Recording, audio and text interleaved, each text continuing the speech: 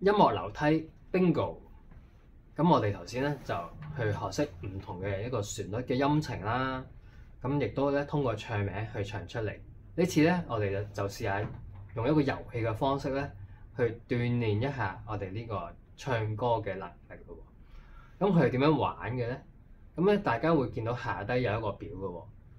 佢就咧左邊咧就會寫住彈奏啦，我哋永遠都係彈道嘅啫。咁咧，但係右邊咧佢就會係道以外嘅音樂，而呢啲音咧我哋係唔可以用個琴嚟幫我哋揾音㗎。咁所以咧我哋聽住道嘅話咧，就試下唱右邊嘅音。例如啊，我哋唱道彈呢個道啦，咁我哋揀第一格 Re。咁我哋唱完之後咧，可以彈翻個琴，聽一聽啱唔啱喎 ？Re 啱喎。咁啊，但係就唔好調翻轉啦，先彈咗之後唱。我哋咧係先唱咗先。如果覺得唔係好啱或者唔係好肯定嘅話咧，我哋先揾個鋼琴幫手。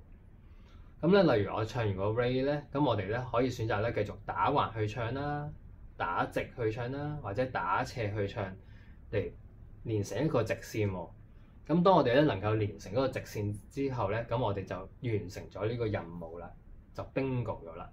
咁例如我要打斜嘅，咁我會彈 Re， 跟住打斜第二格啦 ，Re 花第三格喎 ，Re 花 So 到最後喎 ，Re 花 So Mi， 咁我哋又可以 check Re 花 So Mi， 咁。我啱啱咧可能唱低咗少少喎，咁就可以咧唔準就可以再嚟多次啦，就係咁樣啦。